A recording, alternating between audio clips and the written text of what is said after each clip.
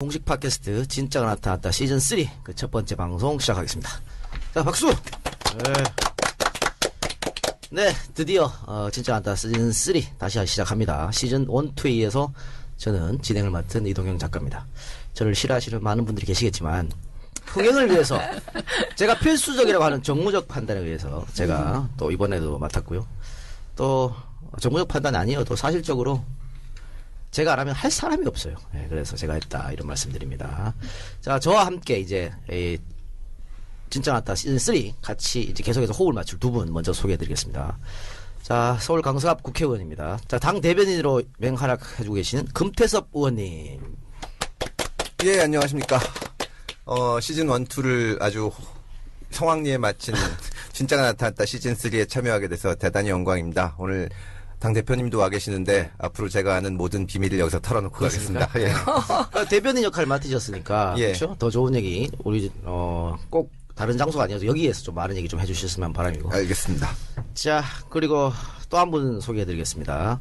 19대 국회에서 비례대표로 맹활약해 주셨던, 사실 지금 보면 그때 19대 국회에서 국정감사장에서 우리 최 의원님이 하셨던 말씀이 다 지금 사실로 드러나고 있어요.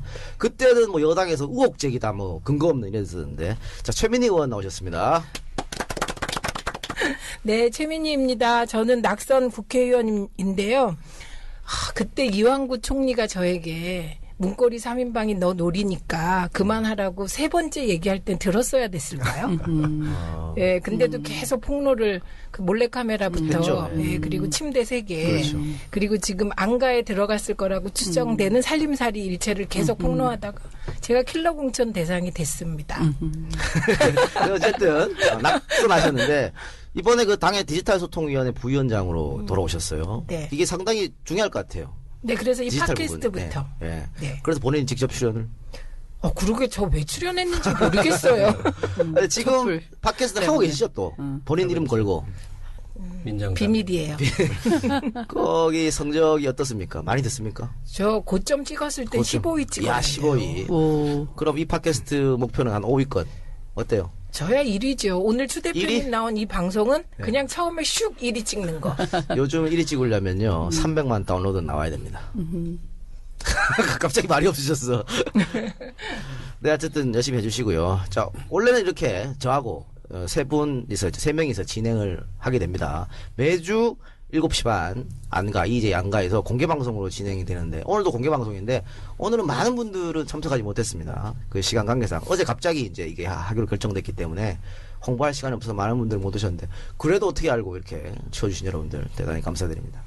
그 다음 주 수요일 7시 반, 또 다다음 주 수요일 계속해서 매주 수요일 7시 반에 공개방송이 있으니까 여러분들 함께 라이브 방송 참여해 주시길 바랍니다. 그래서 수요일 날 녹음을 해서 목요일에 업로드 되는 걸로 하겠습니다. 자, 그래도 한 분, 오늘은 또 스페셜 게스트 또 나오셨습니다. 김갑수 평론가님. 네, 안녕하세요. 뭐 한마디 해요? 한마디 하세요. 끝이에요. 저희 금태섭 의원을 실무로 오늘 처음 보는데 야, 사람 마음 참 간사하다 싶은 게요.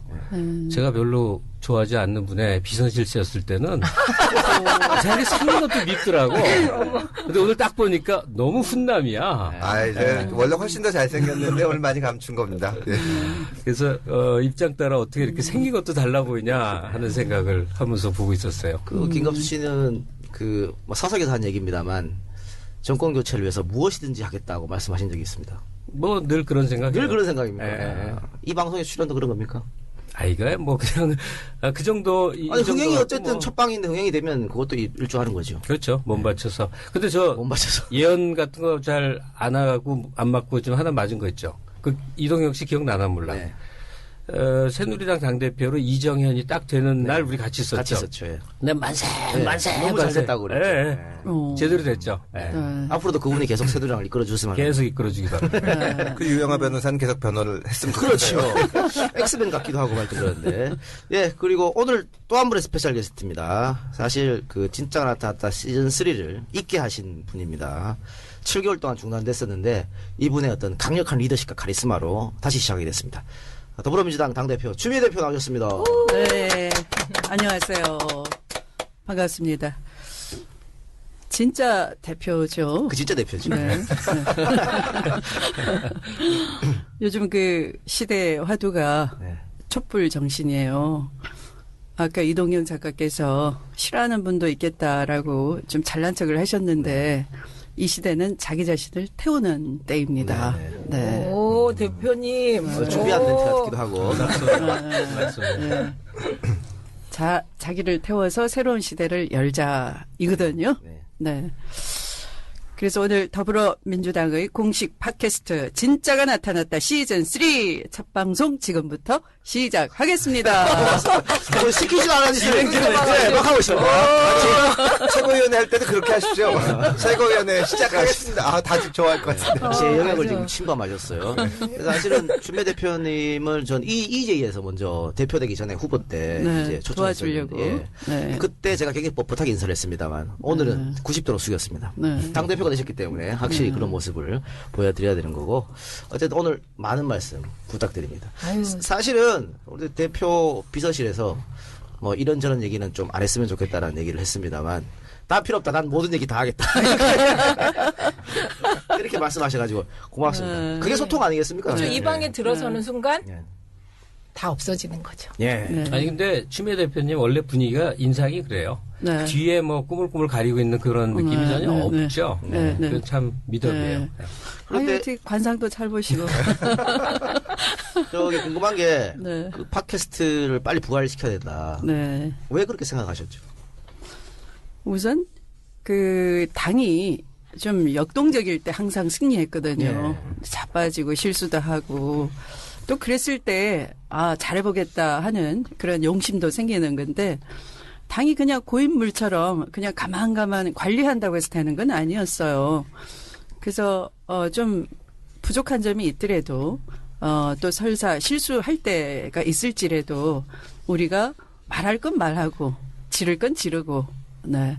그렇게 국민과 함께 가는 모습이 진정한 이 시대의 더불어민주당 모습이다. 그 소통 도구로 진짜가 나타났다. 이런 그 팟캐스트가 필요하고요. 또 진짜 진행자도 필요하다라고 해서 고맙습니다. 부탁드렸습니다. 대표님 상상 이상을 해주고 계십니다. 네, 사실은 지금 민주당에 뭐 제안하고 싶은 많은 분들 또 네. 불만 있으면 터뜨리고 싶은 분들이 네. 할 데가 없어요. 그래서 다른 팟캐스트 게시판 와서 많이들 쓰고 있거든요. 근데 이제 공식 팟캐스트가 다시 이제 쓰기가 시작하니까 여기에 다양한 의견을 올려주시면 뭐 대표님부터 시작해서 다 댓글 우리 금위원도 마찬가지고 예. 읽으시면서 소통하면 비판해 주신 분이 고맙죠. 그렇죠. 관심을 가지시는 네네네. 거니까요. 예. 그리고 오늘 뭐 김광수 평론가 스페셜 게스트로 나왔지만 그 대표님 아드님께서 김 평론가님 아주 팬이라고. 네, 지나가다가 그 올림픽 공원에서 사모님하고 데이트하는 모습을 봤는데. 그래요? 이분 사모님이랑 같이 잘 안 다니시는데. 아니, 딴 근데. 여자 아닌가? 근데 모르겠어요. 어떤 여인과 함께 계셨는데 분위기를 깨면 안 될 것 같다는 것이 생각이 갑자기 들어서 자기 그냥 집에 왔는데. 사인을 못 받고. 네, 나중에 뵈면 꼭 받아주세요 해서 오늘 사인 받았습니다. 아까 소원을 이뤘어요. 네. 근데 제가 추 대표님 아드님 성향은 모르겠는데 가령 정치적인 견해 때문에 그렇다면 훌륭한 국회의원도 많고 활동가도 많아요. 유시민도 있고 진중권도 있잖아요. 아마 다른 맥락일 확률이 많습니다. 어떤 맥락? 그 추미애 대표가 절 모르실 텐데 네. 저는 그 이 팟캐스트 다른데 뭐 불금쇼 같은 데 가서 예컨대 변태 성역, 혼외 관계 이런 거 얘기 잘합니다. 그걸로 좋아질 수도 있어요. 네. 그런 취향일 수도 있다. 그거 하죠, 뭐. 더 좋을 수도 있어요. 그거 말고는 이제 음악적 활동을 평생을 했어요. 네. 음악을 좋아할 수도 혹시 있겠네요. 그쪽의 취향일 수도 있죠. 이렇게 정치적 동기가 아닐 수 있다는 얘기죠. 예, 네. 그 녀석이 문을 닫고 지냅니다. 평소에. 네. 네. 변태 쪽이 그런. 자, 아들 얘기 나왔으니까, 우리 금태섭 의원님도 SNS에 재미난 글을 올려가지고 그 호응을 많이 받았더라고요. 지금 예. 아드님이 전경으로 근무한다면서요? 의경으로 있습니다. 의경으로? 지금 방패잡이 하고 있는데요. 뭐 제가 배잡이. 뭐 코너링이라도 잘하면 어떻게 해볼 텐데 운전면허도 없어가지고 열심히 그 다니고 있는데 하여튼 안 다치기를 바랄 뿐입니다. 근데 SNS에 어떤 글을 올렸길래 난리가 났어요? 아니 제가 이제 애틋한 마음이 들잖아요. 아무래도 제가 이제 그 토요일 집회에 가면 끝나는 시간쯤에 이 동십자가 그러니까 내자동 반대쪽으로 청와대 가는 길을 가보거든요. 그쪽에 있다 그래가지고 근데 잘 안 보이는데 이제 그때 언니가 전화해가지고 자기가 이렇게 방패를 두 손으로 들고 있는데 헬멧 쓰고 있으니까 아빠가 자기를 못 알아볼 거다. 그러니까 자기가 아빠를 멀리서 보면 손을 어떻게든지 들어서 이렇게 머리를 툭툭 치겠다. 그래서 마음이 찡했는데 다음에 나와가지고 그래서 외출을 나왔길래 얼굴이라도 한번 보자 그랬더니 아빠랑 나랑 지금 그렇게 얼굴 볼 수 있는 사이가 아니다. 그래서 제가 뭐 이런 의경 새끼를 봤냐 막 이러고. 각자의 위치에서 열심히 삽시다. 뭐 네. 이런 것 같아요. 예. 제대 날은 어떻게 좀 많이 남았습니까? 아유, 아직 한참 남았죠. 한참? 7월에 갔습니다. 예. 제가 그 당에서 공천 받던 날, 걔가 이제 의경 추첨에 2번 떨어지고 3번째 됐거든요. 그래서 이제 그게 되니까 뭐 가문의 영광이다. 아버지는 공천 받고 자기는 군대 간다고 막 그랬습니다. 어떻게 뭐 좋은 대로 좀 빼라고 어떻게 전화. 아니 뭐 우병우 때문에 그럴 수가 없잖아요. 알겠습니다. 자, 그럼 본격적으로 방송을 시작하겠습니다. 원래 이쯤에 광고를 드려야 되는데 저희는 공식 팟캐스트이기 때문에 광고를 없고요. 오프닝송 하나 준비해서 듣고 갑시다. 행복하게 더더더 건강하게 더더더 편안하게 더더더 모두 함께 더불어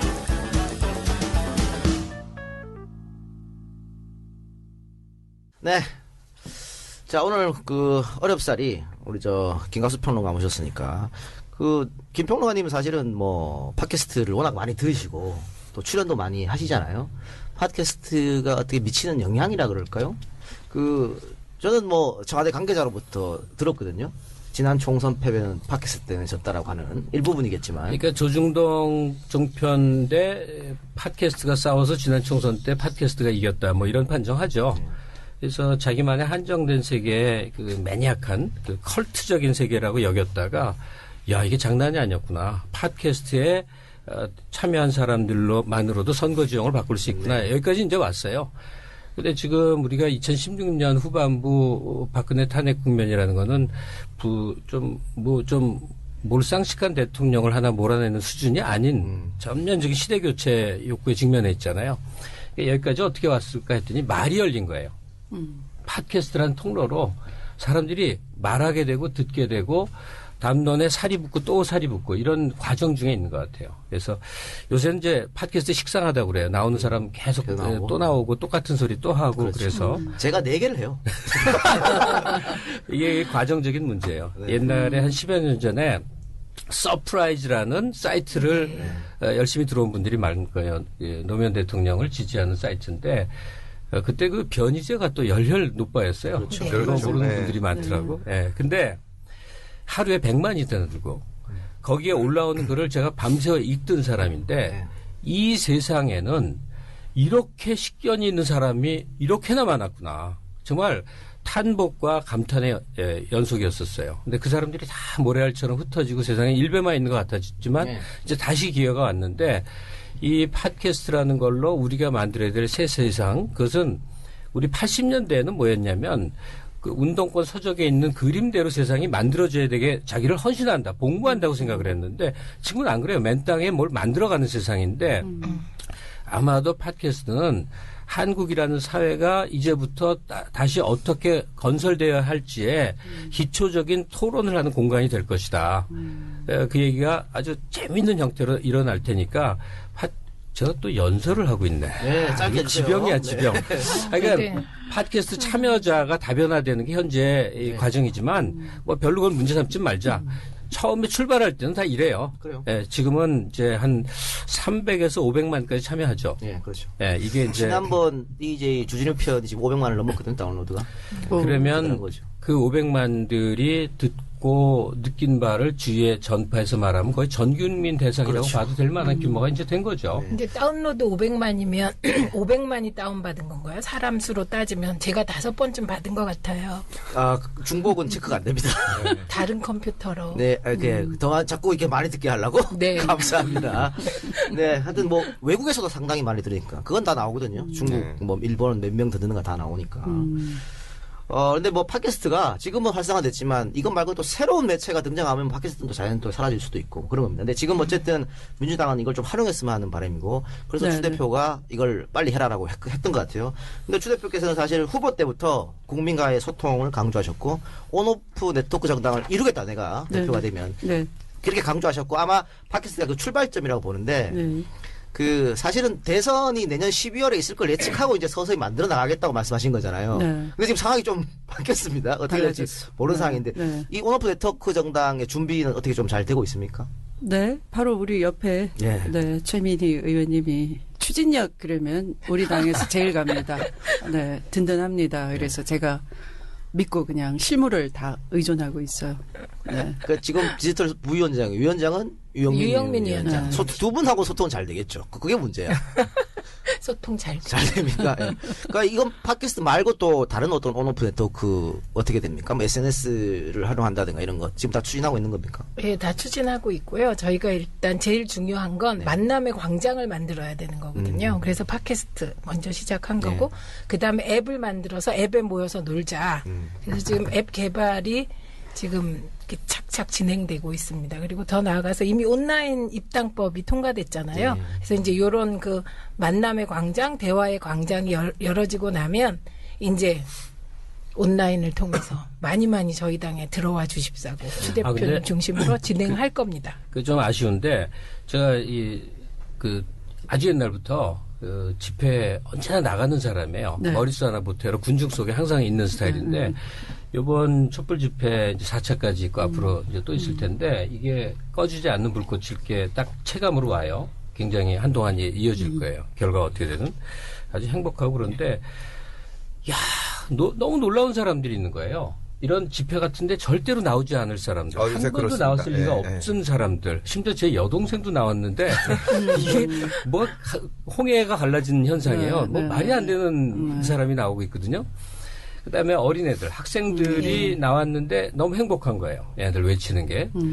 야, 이럴 때 뭔가 정기적인 팟캐스트가 있어서 거기서 열심히 이제 나와서 한마디 해둔 애들 모여서 막 후일단 말이에요. 막 신나게 얘기하고 좀 이런 공간이 있으면 좋을 텐데 그 100만이 나온 100만이 다 지금 팟캐스트가 어떤 얘기를 하고 있는지 그런 게 있는지 모르는 경우도 의외로 많이 있을 거예요. 그 통로가 되면 그러니까 이 촛불 시위를 나와서 세상이 뭔지를 느끼고 일원이 됐던 그 충족감, 자부심을 체험한 사람들이 마음껏 얘기할 수 있는 제2의 그 자유발언 무대가 됐으면 좋겠는데 이 팟캐스트 이 시스템이 좀 이상해갖고 그분들이 어떻게 참여할 수 있는 여지가 없어요. 그러니까 뭐 지금 최민희 만든다고 하는 그 더민주 앱. 사실 그 앱을 만들면 이 팟캐스트도 거기다 넣을 수도 있잖아요. 네, 그래서 쌍방형 소통형 그렇죠? 앱을 네. 지금 만들고 그 있습니다. 대구소녀. 네. 또 그 편의점입니까? 1+1이에요. 콜라 주니까 그 젊은 청년. 네. 나 고졸이 했던 그 친구 한 서너도 와서 배틀 한번 해보자고. 네, 네. 얼마나 좋습니다. 끝내줄까. 네. 알겠습니다. 자, 이야기하는 도중에 우리 디지털 소통 위원장께서 오셨네요. 유영민 위원장이. 예. 반갑습니다. 예. 자, 그럼 이제 서서히 이제 오프닝, 이거 지금까지 그냥 오프닝이었고, 시국 이야기를 이제 좀, 시국이단 만큼 해야 될 것 같은데, 자, 지금 국민들께서 연일, 주말뿐만이 아니고 지금 평일에도 계속 나오고 계시죠. 나오고 해서 촛불을 들고 계십니다. 100만, 뭐, 60만, 전국적으로 따지면 200만, 또 100만. 이번 토요일은 굉장히 또 많은 분들이 오실 것 같아요. 300만까지 이제 이야기를 하는데, 지금 현장에 촛불 드는 그 현장에 대표님도 이제 항상 가시고 계시죠? 네. 많은 시민들 바라볼 때 어떤 느낌이 드세요? 좀 미안하죠. 첫 번째는 우선 이 땅의 민주주의 위기일 때마다 제일 먼저 걱정했던 분들은 역시 주권자인 국민이었어요. 우리는 국민으로부터 위임된 권력을 행사하는 건데 그 정점에 있는 대통령이 사고를 쳐서 국민이 광장에 생업을 접고 나와야 되고 거기 한 사람 혹시 이거 힘 딸리면은 큰일 나는데 하는 안쓰러운 마음으로 힘 보태려고 나왔다는 것. 그게 참 미안한 일이다. 네.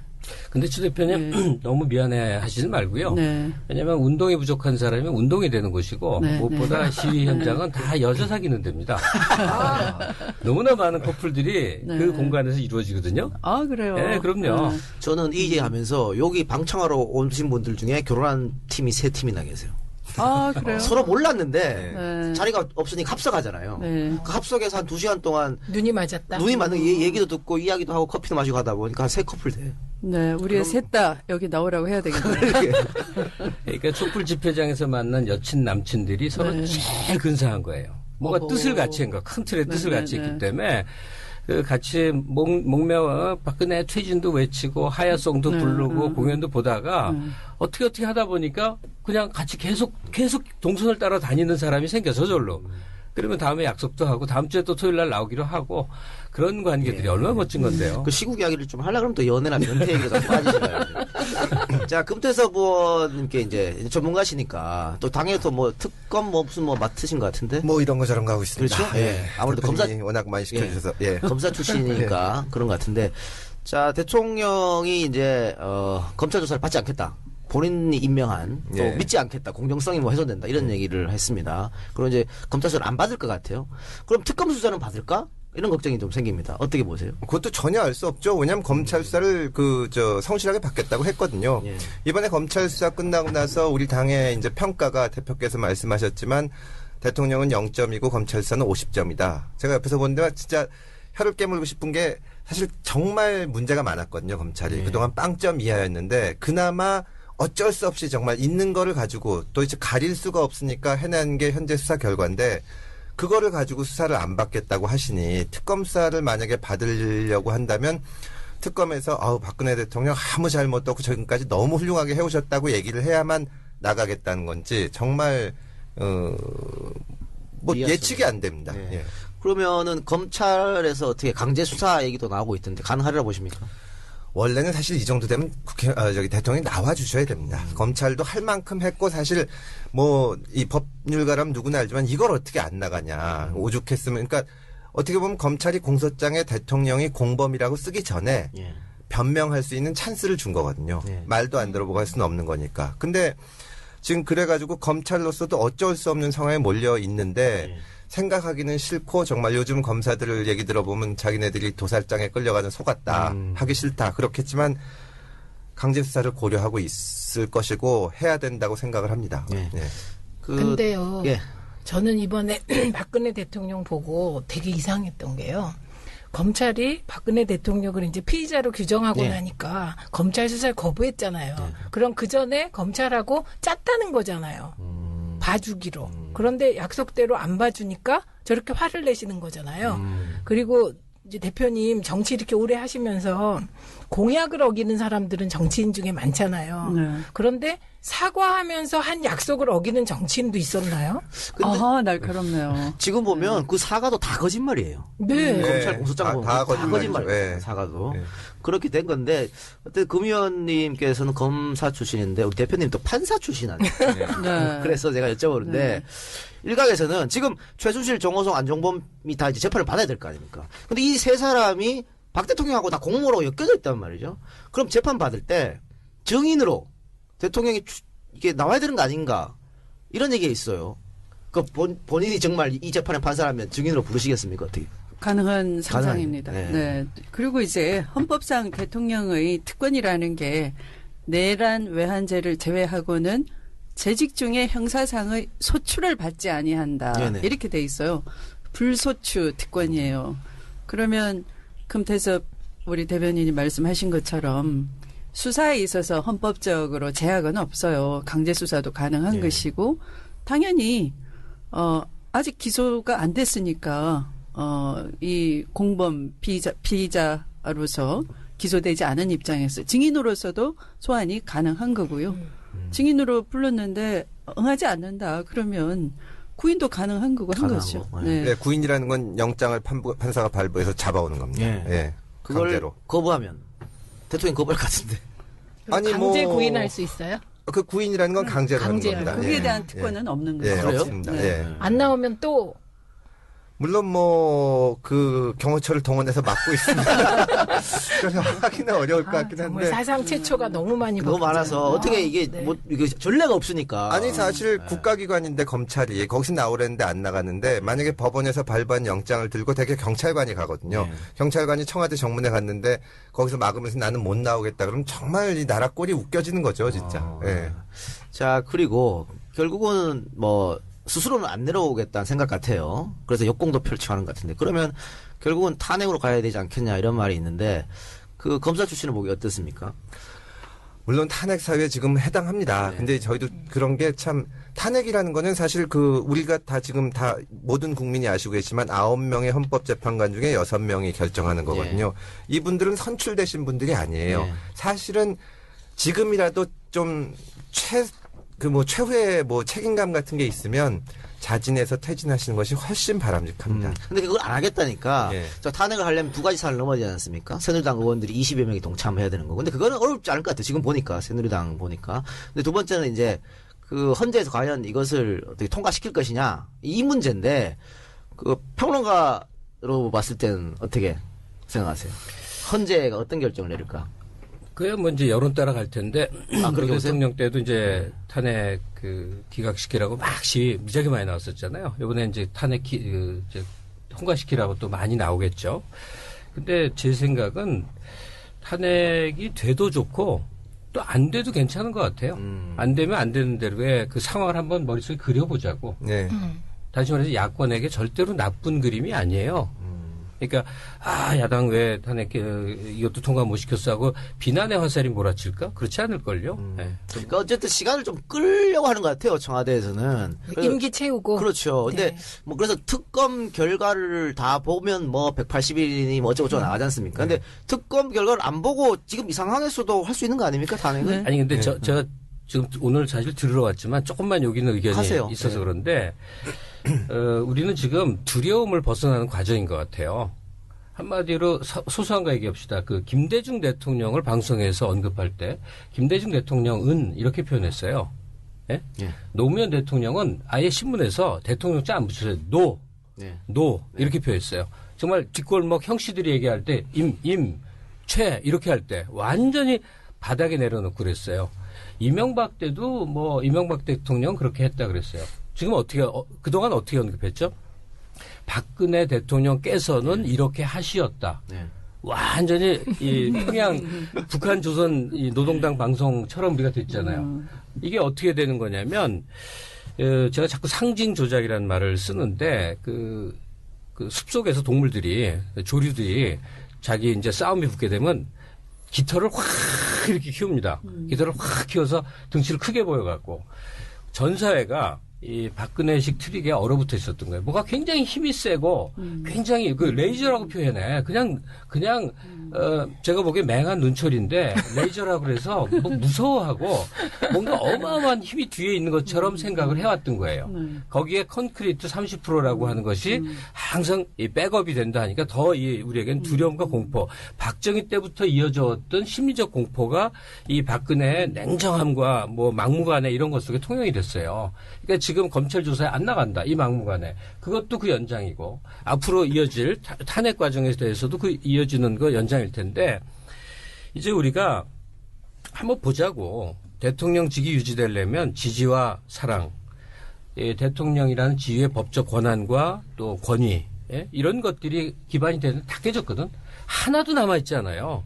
그러니까 어떻게 돼도 상관없다. 예. 대세라는 게 있는데 박근혜 대통령의 그동안의 직무 행태, 박근혜라는 개인의 지적 능력이라든지 뭐 사리 판단 능력, 인간관계 뭐 어떻게든지 다 백일화에 드러났어요. 그러니까 어떻게 해도 나쁘지 않습니다. 예. 이 세상이 바뀌기에 이 정권에 문제가 있다고 느끼는 사람들에게는 탄핵이 돼도 되는 대로의 스케줄이 있는 것이고 안 되면 안 되는 대로의 급변 상황이 있을 것이고 또 다르게는 뭐 어쩌고 저쪽에 전절 정비하는 과정이 보이면 보이는 대로에 무엇이 있을 것이고 이 거대한 낙관주의가 이 진보 사회에 꼭 필요한 겁니다. 그 김 선생님 말씀은 그런 것 같아요. 박근혜만 꼭 물러나게 하는 게 옳은 게 아니고 그렇지. 그 박근혜를 위시한 새누리당의 모든 나쁜 부정부패 적폐들을 이참에 다 그냥 좀 팔을 바꿔버리자 이 생각에서 말씀하시는 것 같은데 자 최민희 의원은 더민주의 브레인으로서 브레인이요. 제가 명명했어요.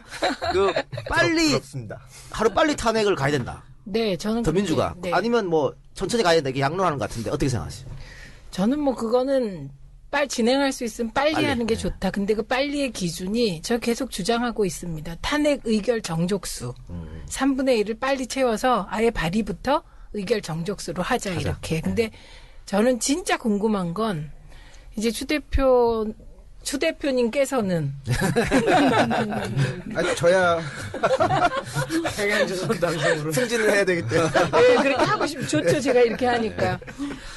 지금 이 시기에 키맨이세요. 네네. 그러니까 키우먼이세요. 그러니까 다른 모든 사람, 이 순간엔 대권 후보들보다 사실 제1야당 대표가 키맨이잖아요. 네. 그래서 탄핵에 대해서 그 어떤 구상을 갖고 계신지 진짜 궁금했어요. 그냥 지금 물어보세요. 안 그래도 내가 질문을 하려고 그랬는데. 어머 미안해요. 아니, 물어보신 말입니다. 그러니까 본인 개인의 생각일 수도 있고 아니면 더민주의 공식 입장일 수도 있고 탄핵에 대해서 뭐 일각에서는 주말 촛불 집회를 보고 판단하자 뭐 이런 얘기도 있던데 어떻습니까?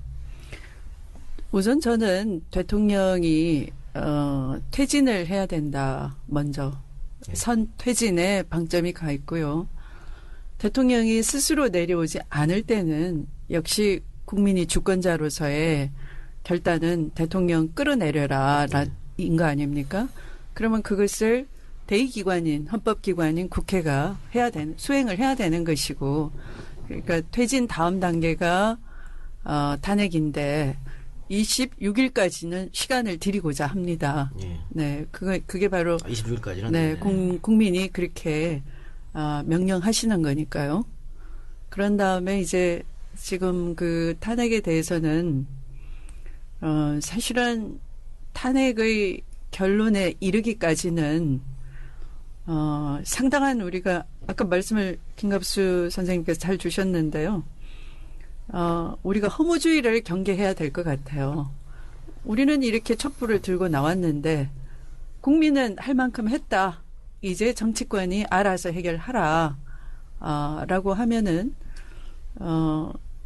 그 정치권 자체가 지금은 총선민이라고 한 결과가 야당이 단일 대우가 아니고 3당이고 또 그 3당에 제각각 대선 주자들이 계시는 거고요. 또 여전히 힘 있는 언론은 여론 조작이 가능해요. 그래서 야 3당 내부에 대해서 서로 갈등 구조로 이간을 붙인다든가 또 대선 주자 간에 서로 너무 그 선의의 경쟁이 아니라 마치 나쁜 경쟁을 하듯이 그렇게 국민 사이에 허무주의로 간극을 벌이려고 시도를 할 겁니다. 그럴 때 사실은 민심을 바라보고 검찰도 50점은 해냈는데 앞으로 나머지 50점을 더 해야 되는 것이고 특검도 마찬가지고 헌법재판관들도 역시 우리 주권자인 민심을 그러니까 그 주권을 실행하는 기관이 헌법기관 최고의 헌법기관으로 헌법재판소인데 그 개개의 재판관들도 역시 정치적 입장을 무엇을 기준 삼느냐 국민의 민심과 여론일 겁니다. 그 여론이 급격히 나빠질 때는 헌법재판관들도 들었던 칼을 내릴 수가 있는 거거든요. 그래서 사실은 이 허무주의에 그 빠지는 것을 경계하면서 한 번 든 촛불은 이번에는 주권을 회복할 때까지 끝장을 봐야 된다 하는 것을 저는 부탁드리고 싶습니다. 지금 박근혜 수사 총책임자가 이영렬이죠. 네. 뜬금없이 전화하면 뭐라 그럴까? 우리 고등학교 동기인데. 그래요? 그러세요. 걔는 공부만 하고 축구만 하는 애여서 별로 전혀 안 친했어요. 한번 전화해 보십시오. 저는 그런 생각을 하는데 이게 사실은 심리적인 것도 굉장히 중요하거든요. 이영렬 이제 특별수사본부단장이 그 서울중앙지검장인데 그때 그 백남기 농민 사건 때 제가 국감을 가가지고 그렇게 물어봤습니다. 그때 뭐 부검이 계속 문제가 되고 있었는데 이 사건에 대해서 우리가 생각에는 경찰이 처벌받아야 된다고 생각을 한다. 근데 만약에 검찰이 다른 식으로 생각한다니 뭐 불법 시위라 그러면 또 그건 그 하나의 의견인데 도대체 시민이 시위하다가 경찰 물대포를 맞고 사망했는데 300일이 넘도록 당신들이 이게 책임이 있는지 없는지 결론을 안 내려주고 있으니 어떻게 유족한테 하자고 하냐. 도대체 왜 못 내렸냐 그랬더니 저도 이제 옛날에 저는 같이 근무도 했었는데 처음 법리 검토를 하느라고 시간이 걸렸다 해서 아니 법리 검토가 무슨 한 달, 두 달도 아니고 어떻게 1년을 하냐. 그리고 이 사건은 각도별로 동영상이 찍혀 있는데 수사하는 입장에서는 최고의 증거가 있는데 어떻게 안 하냐 그랬더니 말을 못 합니다. 그러니까 이게 저는 이 지금 국무위원이건 수사하는 사람들이건 헌법재판관들이건 좀 그런 의식을 일깨우는 작업을 할 필요가 있을 것 같고 전화 한번 해보십시오. 그래서 제정신 좀 차리고 좀 더 잘. 그러니까 집권 세력이라는 덩어리를 보면 정말 사악한 사람들이 있는 것 같아요. 청와대가 그렇게 일베거든. 지금의 청와대는 김한수라는 사람을 토대로 일베적 정서가 있는 것 같고 그다음에 무력한 보신주자들 상황 따라 그냥 언제나 정권 바뀌면 정반대 얘기하는 그런 사람들이 있고 그리고 마지막 세 번째 어떤 사람들이 있냐면 정말 진보에 대한 신념을 마음속에 갖고 있으나 꽁꽁 숨기고 있는 의외에 많은 사람들. 네. 그거는 보수 매체에 가도 만나고 이렇게 의외로 많아요. 의외로 많아. 근데 그런 덩어리들이 뭐 청와대도 구성하고 또 보수 언론도 구성하고 행정부도 구성하는데 이런 사람 그 꽁꽁 숨겨져 있던 사람들이 자기 목소리를 내는 과정이 아마 지금 이제 시작될 것 같은데 지금 금태섭 의원께서 이제 검찰의 태도 얘기했잖아요. 근데 검찰도 상당히 가변적이지 않습니까? 가변적이죠. 네, 네. 상황에 따라서 너무 다른 태도를 취할 수 있는 거여서 검찰은 원래 나쁜 놈이야. 청와대랑 짜고 노는 고스톱이야. 이러지 말고 검찰의 행동을 우리가 만들어갈 수도 있다는 네, 거죠. 유도를 해야 됩니다. 네, 우리가 네, 요구하고 네, 하는 것으로. 근데 지금 검찰 내부 통신망에 더 열심히 해서 다 파헤쳐 주세요. 이런 게 막 올라온대요. 맞습니다. 네. 네, 네. 그 이번에 그 정유라 초등학교 친구의 아버지 예. KD 코퍼레이션 그게 그 원래 검찰의 수사 계획서에 들어있던 게 아니래요. 그 새끼 검사가 어디선가 그걸 들고 와서 넣어달라고 한 거래요. 되게 고무적이죠. 여성 검사 아닌가요? 네, 그런 그분이 걸로. 계속 직접적으로 최순실을 하고 이야기하면서 많은 걸 얻어냈다 뭐 이런 얘기도 하던데. 그래서 근데 이게 만약에 KD 코퍼레이션 문제가 사실이라면 뭐 제3자 뇌물죄가 충분히 성립하는 것처럼 보이는데. 이번에 수사 과정에서도 평검사들이 뇌물죄를 적용하자고 마지막까지 강력하게 주장한 걸로 알고 있습니다. 그래서 이제 협의 과정에서 이렇게 됐는데 그 주장을 평소처럼 이렇게 위에서 누르려고 생각도 못 하거든요. 그러니까 말하자면 설명을 서로 하다가 여기까지 왔지만 이게 충분히 글로 조금만 저희가 조금씩 촉구를 하고 유도를 하면 글로 갈 수 있을 겁니다. 그런 기운이 분명히 있고 있다. 그래서 아까 말씀하신 것처럼 내부 통신망에도 그런 게 올라오고. 왜 이 얘기를 제가 했냐면 이제 그냥 감추었던 얘기 하나 하겠는데 제가 몇 년 전에 김기춘 비서실장한테 고소당해갖고 아주 이제 고생을 했는데 네. 그 양반이 입장 난처해지면 안 되는데 하여튼 담당 검사가 밤늦게 맨날 전화를 해. 예. 그리고 다짜고짜 아무 설명 없이 좀 이렇게 하면 안 되겠냐고 계속 어떤 얘기를 해. 그래서 제 담당 변호사가 지금 이재정 의원이었어요. 아, 민변에. 예, 예. 그 이재정 의원한테 내가 이런 전화를 받고 있다고 그러니까 속지 말라고. 그거 다 이렇게 회유해서 나쁜 짓 할지 모른다고. 근데 이 전화 목소리는 안 그래. 하여튼 결론은 뭐냐면 나중에 보니까 그 검사가 좀 이렇게 하면 안 되겠냐고 계속 말한 게 결국 나를 돕는 일이었어요. 그 이재정 변호사가 당시 변호사 잘못 얘기했네요. 이 변호사는 이제 수임료를 많이 안 주신 모양이에요.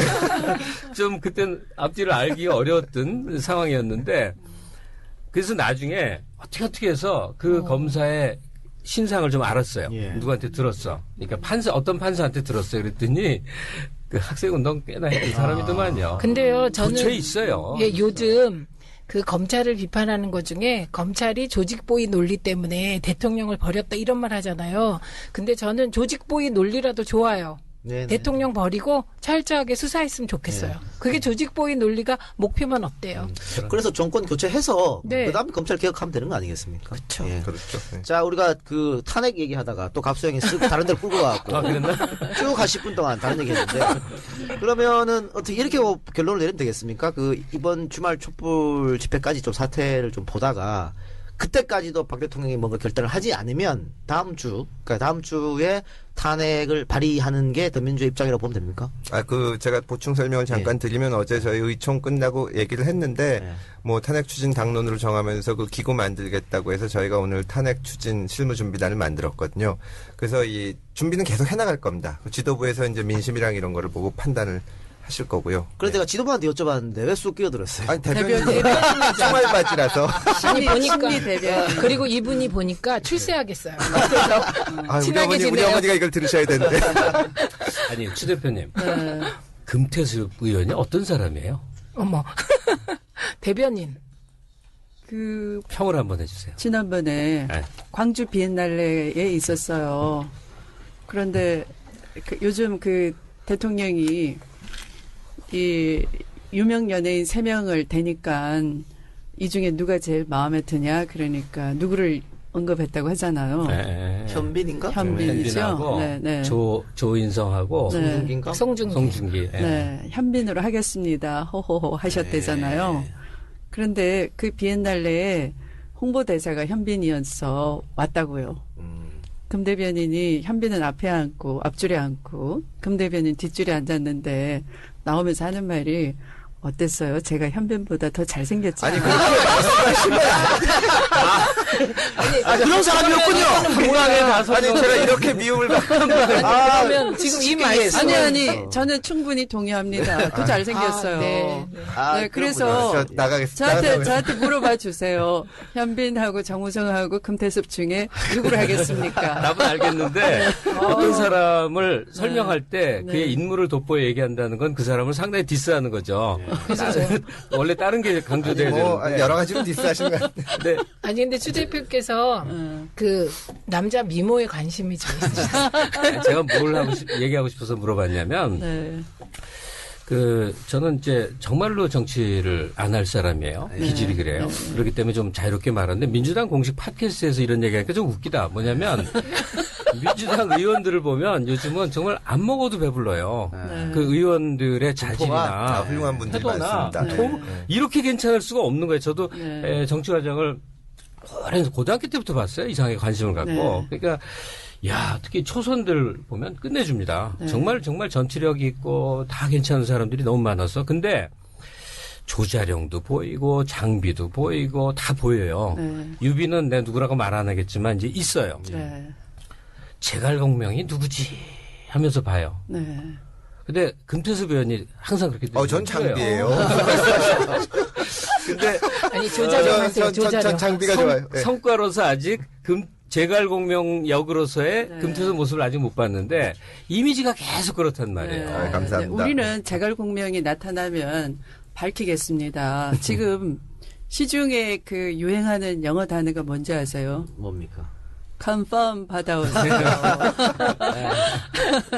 그러니까 국회가 인사청문회를 그렇게 수도 없이 열심히 했는데 대통령이 그 국회 인사청문회를 무시하고 하잖아요.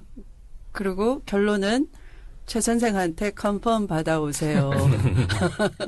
근데 우리는 그런 제갈공명이 그 최순실 같은 무자격자는 절대 안 씁니다. 그럼요. 네. 아니, 그러니까 공식 하여튼 라인으로 통해서. 네. 금태섭 의원의 향후 역할을 그런 측면에서 좀 기대를 합니다.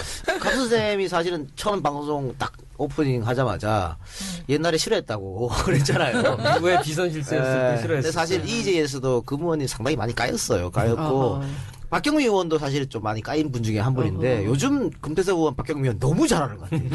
아니 박수 쳐주고 싶어. 까일 때 그다 자기를 시작하는 겁니다. 자, 다시 우리 방송으로 좀 집중해서요. 네. 최민희 의원이 이제 대표 보고 이제 제일 야당의 키맨이다, 키우먼이다. 아니 제일 야당의 키우먼이 아니고 네. 지금 전국의 전국의 키맨이다. 그래서 질문을 불편한 질문을 드리겠습니다. 그 여야홍수회담 제의했다가 이제 취소하고 했었는데 일단 대답하시기 전에 저는 사실 이게 왜 그렇게 난리칠 일인지 좀 이해가 안 갔어요.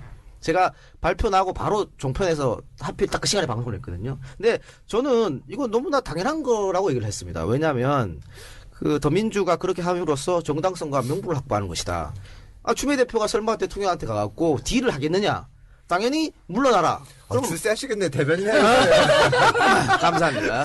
이건 뭐 다 방송에 떠돌아다니까. 그러니까 우리가 저런 사람 빨리 쌀릅시다. 그러니까 당연히 퇴진하라면 대통령 안 받을 거고 그러면은 민주당은 앞으로 퇴진 투쟁을 나가겠다. 그때는 당론이 정해지지 않았기 때문에 이렇게 해서 주도권 확보 얼마나 좋냐. 그런데 갑자기 취소하는 바람에 이게 막 우리가 이게 옹호해준 사람 이상한 사람이 좀 되는 것 같아. 자 일단 왜 일단은 하려고 했었는지 그 질문부터 좀 답변을 먼저 했어야 될 것 같아요. 정말 제가 말했던 그런 의도였었는지 아니면 다른 의도가 있었는지. 네. 사실은 제가 특검을 논의를 막 하면서 어쩐지 이 야당이 지금 대통령 자격 없다는 여론이 비등한 가운데 쪼잔하게 특검이나 왈가왈부하고 그럴 처지가 아니지 않느냐 생각해보면 그때는 별도 특검이냐 아니면 상설 특검이냐 그 상설 특검이라는 건 아무 의미 없는 거거든요.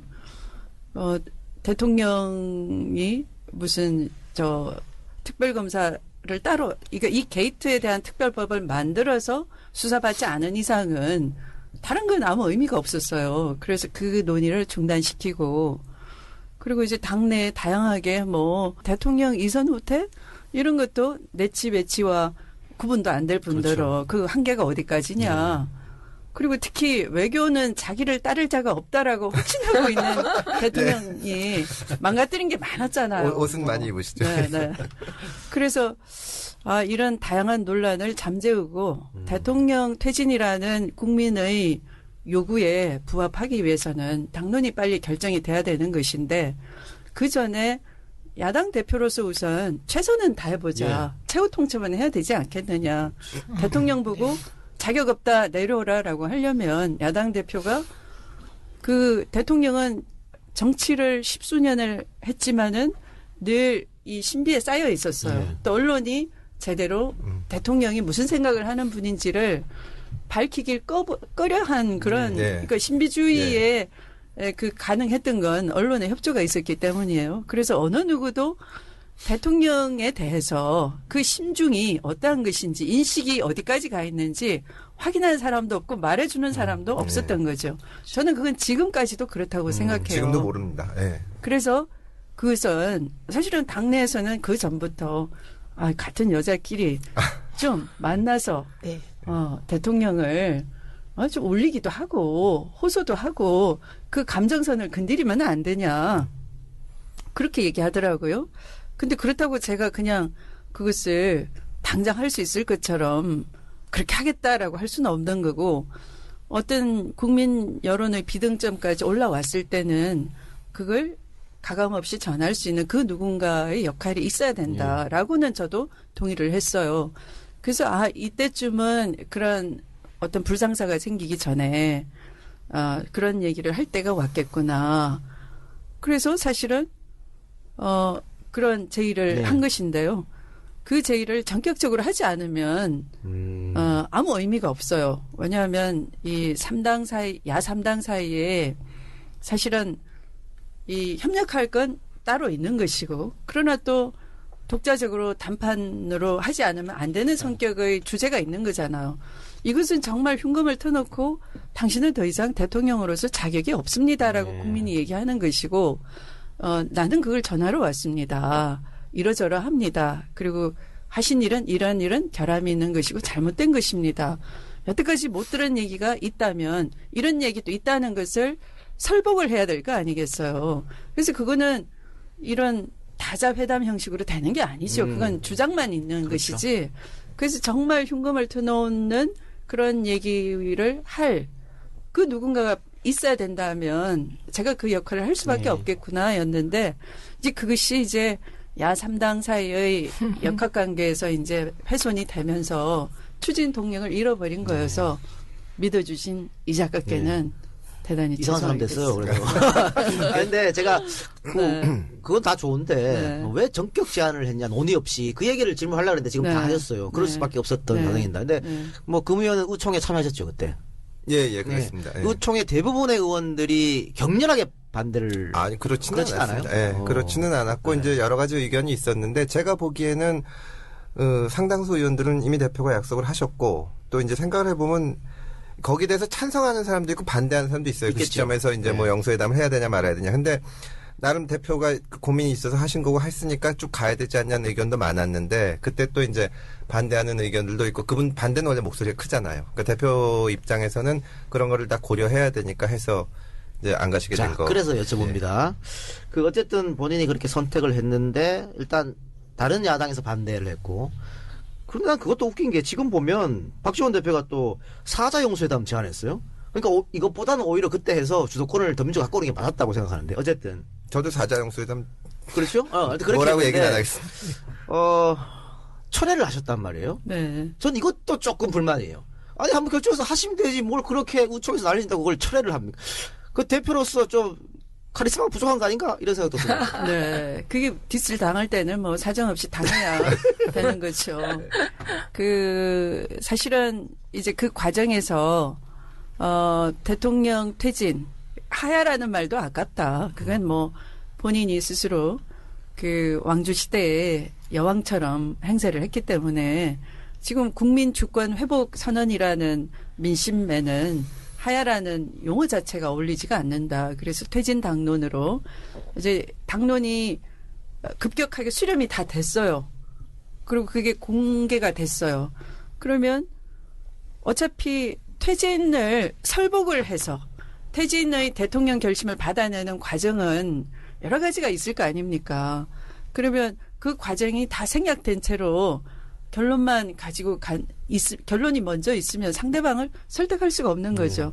그 뻔한 얘기를 하러 왔느냐, 이렇게 될 거니까. 그래서 사실은 대통령이 스스로 역사에서 마지막, 이승만 대통령 하야문을 보면은, 나 이승만은, 마지막으로 시민으로 돌아가서 나라에 애국하고 싶은 마음으로 하야를 한다라고 돼 있어요. 그러면 사실은 그런 것도 정치가 작동해서 그런 길을 만들어야 되는 거거든요. 또 만들 줄 알아야 성숙한 정치거든요. 모든 걸 국민 촛불이 직접 다 해결하라 이럴 수는 없는 거 아닙니까? 그래서 그것이 이제 공론화됨으로써 이제 이미 무산이 돼버린 거죠. 그래서 철회할 수밖에 없었어요. 공론화돼서. 추 대표님이 영수회담에 발표가 나서 언론에 떴을 때 그날 점심 식사를 김용익 의원이랑 제가 하게 됐었어요. 둘이서 너무 좋아한 거야. 잘 읽었다. 술을 잘 읽었다.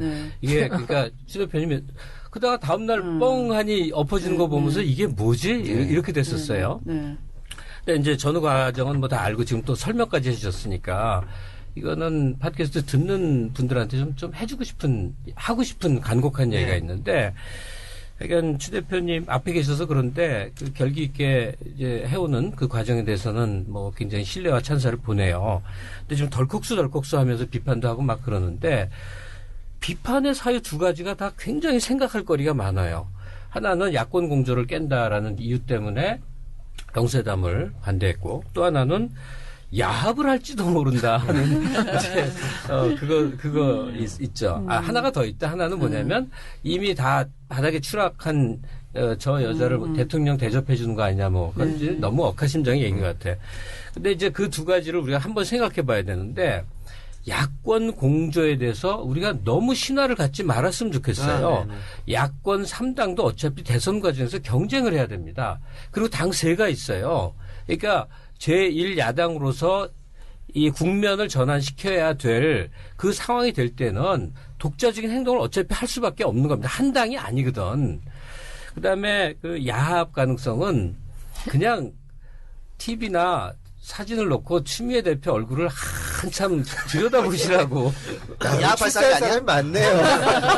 큰일 났어요. 큰일 났네. 우리가 진짜 경쟁자가 너무 많아요. 그러니까 이제 우리 청취자들한테 무슨 얘기를 하고 싶냐면, 제발 새누리당이나 박근혜, 박사모에게 좀 배워라. 한번 믿음을 주면 과정상 우리 뜻이 아닌 주장을 막 하는데도 그냥 갑니다. 이게 참 중요한 태도, 로열티라고 그래서 소위 이 충성심이라는 표현이 좀 이상한데, 하여튼 이 로열티가 지도자에게만 있는 게 아니라 이 유권자에게도 있어야 돼요. 왜냐, 저 사람은 우리보다 100배는 더 고민을 하거든. 고민하고 또 고민하거든. 그다음에 추 대표님 과거사에 무슨 노동법 무슨 측이니 뭐 이게 비난받는 거 있죠. 그런 과정이 한 사람의 단련 과정에서 오늘 우리의 리더가 돼 있다. 이런 믿음을 좀 가져줘야 되고요. 그런 걸 갖지 않고 계속 뭔가 하는 사람들은요, 제가 보기엔 공작 세력입니다. 그러니까 이 인터넷 공간에 상상할 수 없이 많은 그 분열 세력, 공작 세력들이 용돈 받고 움직이는 사람들이 많아요. 거기에는 절대 돌아가지 않았습니다. 실제가 드러났죠, 그거는. 그리고 또 하나, 언론에서 야권 분열 혹은 민주당 내 분열을 좀 조장하는 면이 없지 않아 있다고 봐요. 내가 깜짝 놀라는 기사 봤는데, 사고 치는 추미애, 수습하는 우상호 이런 기사가 났었어요. 그래서 이거는 의도적으로 쓴 거 아닌가 그런 생각 드는데, 이 기사를 보고 또 부안이동 하신 또 분도 있을 것 같아가지고. 언제 그런 거 있었어요? 하도 바빠서. 못 봤어요? 자, 어떻게 대표와 원내대표의 어떤 관계는 어떻습니까? 삐걱거립니까? 어떻습니까?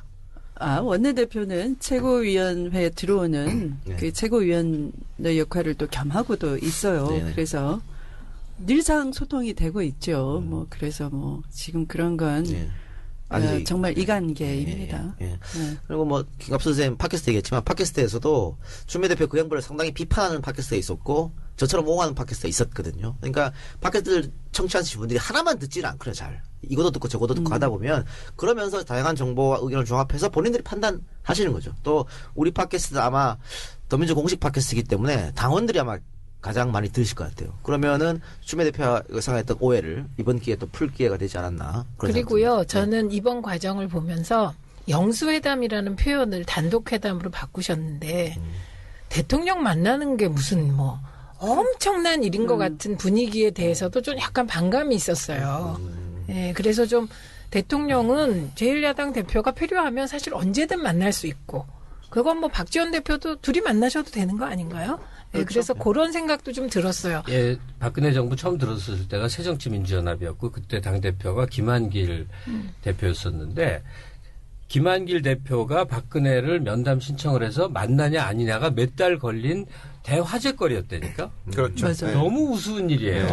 여야의 영수들은 전화라도 맨날 하는 거고 매일이라도 볼 수 있어야 이게 정상적인 건데 그러니까 얼마나 야권을 무시했고 얼마나 비정치적인 방식으로 박근혜 대통령의 행태를 보였는가. 이거 그분은 그냥 거죠. 대화 자체를 좀 싫어하시는 것 같아요. 아니 그래서 대화를 저는 못하는 거. 그러니까 관저에 계속 계시고. 사실 제가 헛소리가 됐지만 추 대표가 이제 영수회담 해갖고 청와대 들어가시면 난 그런 걸 생각을 했었어요.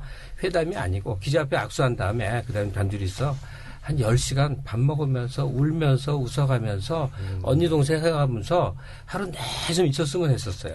그게 되시는 분이면 저러지 않으시겠죠. 근데 이제 우리가 박근혜를 다 사람이 아니문이다 이렇게 생각을 하지만 그도 사람일 거예요. 그래서 여성 대 여성으로 할 얘기가 또 있을 거예요. 이게 한나절을 같이 얘기하고 나오고 결렬되겠죠. 최종적으로는.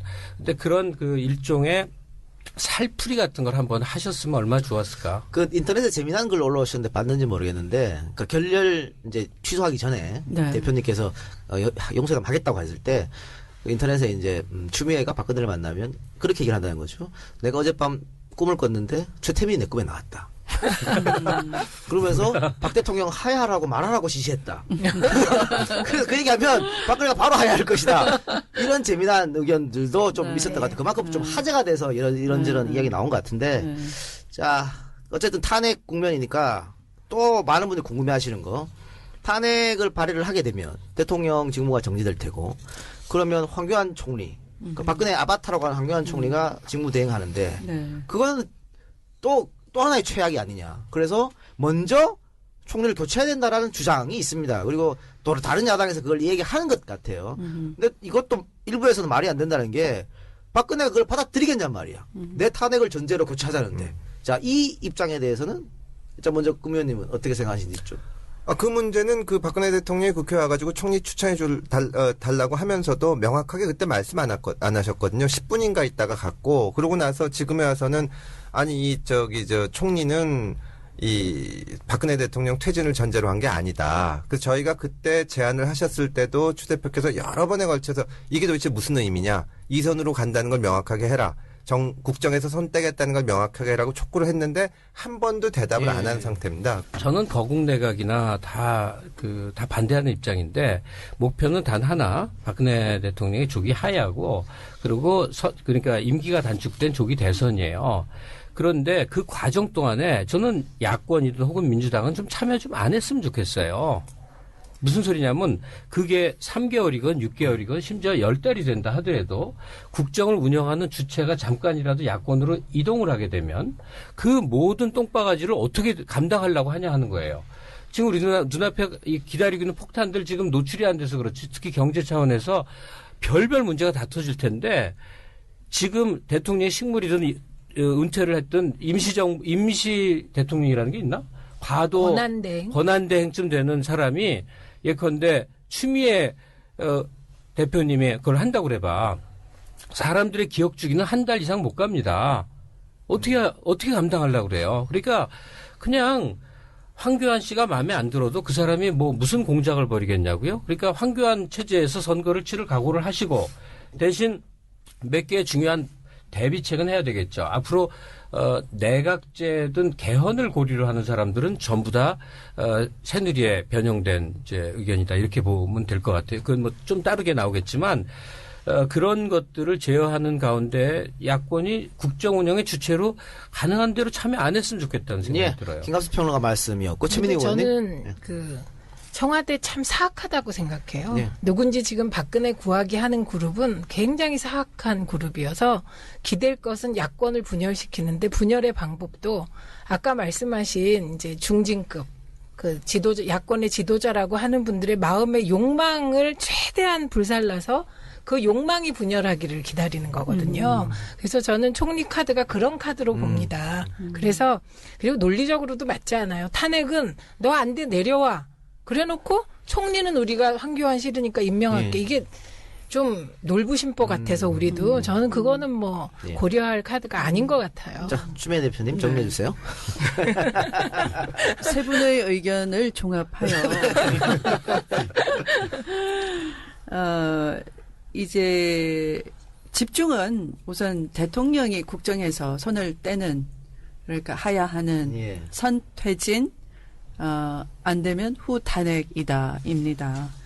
그러면 그 염려하시는 것처럼 권한대행 체제가 현재의 황교안 총리로 가는 것이고 황교안 총리는 사실은 방패 역할을 충실히 한 충견이라고 할 수 있어요. 국회 대정부 질문 현안 질의할 때마다 한일 군사정보보호협정이나 위안부 합의나 이런 거 할 때마다 대통령을 그 허무맹랑한 그런 궤변으로 방어를 해왔거든요. 그래서 정말 찔러도 피 한 방울 안 나올 것 같은 그런 그 자세로 모든 논의를 차단했단 말이에요. 그러니까 누구보다 더 사실은 헌법상 그 대통령을 보좌하고 그 국무위원들을 그 국정을 통할하는 그런 헌법상의 책무를 어떻게 보면 직무유기한 사람인 거죠. 황 총리도. 그런데 이 황교안 총리의 입장은 이미 대통령은 지난번 김병준 그 총리 지명자를 지명함으로써 사실상은 해임한 거예요. 네.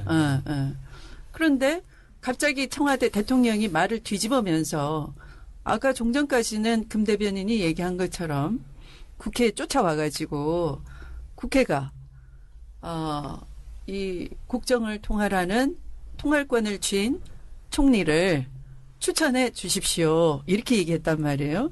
그래놓고 그것에 대해서는 마치 새누리당은 그게 무슨 통할권을 쥔 책임 총리인 것처럼 광고를 막 했어요. 주석을 막 달았다고요. 그랬더니 이번에는 청와대가 다시 말을 바꾸고 여당 대표가 주석을 단 그것을 부정하면서 그런 총리라면 대통령 퇴진을 전제로 한 그런 총리라면 없었던 일로 하겠다. 이렇게 말을 바꾸잖아요. 그거에 대해서 여당 대표는 입도 뻥긋 안 해요. 사실은. 물러나지도 않고 책임도 안 져요. 대국민 사기를 하는 거죠. 그러면 대통령도 사실상 해임한 총리 또 스스로도 퇴임식을 준비했다가 그렇죠. 물론 그런 총리 스스로도 자기는 해임됐다고 하고 있고 또 대통령도 해임한 것이고 집권당도 사실은 그 무슨 책임 총리니 뭐니 함으로써 황교안은 총리가 아니라고 이미 판정을 내린 건데 그러면 탄핵을 우리가 가결을 한 후에 아니면 그 즉시 국회 추천의 국민 총리를 만들어서 권한대행 황교안 껍데기 황교안이 그거는 하고 나가라 퇴임식 직전에 이렇게 압박을 해야 되는 것이죠. 네, 네. 죄송하지만 그때까지 촛불을 줄기차게 가열차게 들어주셔야 됩니다. 아니, 바로 그 생각인데, 일단, 김병준 교수도 나쁘진 않은데, 이 사람은 너무 의욕이 많아갖고, 지금 의욕이 많으면 안 되거든. 너무 빨랐어요. 예. 그리고 야권이 협의해서 뭐, 김종인 또는 손학규 이런 사람 총리 앉히죠? 그러면 뭐, 자기 기회를 만들기 위해서 무슨 짓을 할지 몰라요. 그게 다 개헌으로 연결되는 건데, 그거 말고, 가장 무력하게 시간을 관리해주면서 그러면서 박근혜 정부 내지는 새누리당 정권의 이미지가 고스란히 있는 사람이 있는 게 좋다니까요. 오히려. 예, 꼴 보기 싫다고 자꾸 나가려는데 그 사람이 있어야 우리가 전투력이 생길 거 아니에요. 자, 진짜 맞다 시즌3 첫 방송인데요. 떠들다 보니까 1시간이 지났습니다. 벌써요. 네. 오늘 너무 열심히 하는 것 같아요. 좀 쉬었다가 2부에서 돌아와야 될 것 같은데 2부는 좀 짧게 합시다. 대표님 바쁘시니까. 네. 자, 그런데 그 1부 마치기 전에 대표님께 하나 질문 드리겠습니다. 그 박근혜 대통령이 갑자기 LCT를 엄단해라 뭐 이런 아무것도 하지 말라니까 자꾸 이상한 짓을 하고 계시는데 이영복 게이트. 네. 그 추미애 의원이 사실은 이영복 전문가 아닙니까? 그렇죠. 제가 10년 전에? 20년 전에? 20년 전에요. 전에. 20년 전에 그 해운대에 다대만득 지구라는 아주 그 해안 절경이 빼어난 정말 오래된 그 아름드리 소나무 숲이 있는 절경을 그 다 베어내고 거기다가 아파트 단지를 짓는데요. 그 끝 지점은 누구와 연결이 돼 있느냐. 삼성과 연결이 돼 있었어요. 그걸 1년 동안 내내 줄기차게 파니까 이 이영복 회장은 그 해안가 절경을 나무를 다 베어내고 풍치 경관지구를 그 지구 지정 해제를 받아가지고 개발 가능하게 만들어서 땅값 상승으로 부를 축적을 하고 그다음에 그런 정치 자금을 그때 그 IMF 비리의 한 원인을 제공한 종금사, 종합금융상사를 통해 가지고 비자금을 축적을 하고 로비하고 그렇죠. 아니, 근데 알고 싶은 건 이제 그게 아니고 이제 문재인 대표랑 엮인 거 있느냐, 야권이 구린 게 그러니까, 있느냐 해서 딱 던진 거 아니에요. 제가 좀 이런 거죠. 그 20년에 했던 수법 그대로. 그 수법 그대로 지금 똑같이 하고 네. 그때도 신한국당이 깊이 결부가 돼 있었고 그 사람이 신한국당 부산시당의 무슨 재정위원장인가 부위원장인가 뭘 그런 직책을 갖고 있었고요. 그러니까 이게 정경유착 토착비리의 한 거대한 뿌리여서 제가 그때 그 부산판 수서비리 사건이다 이렇게 명명을 했어요.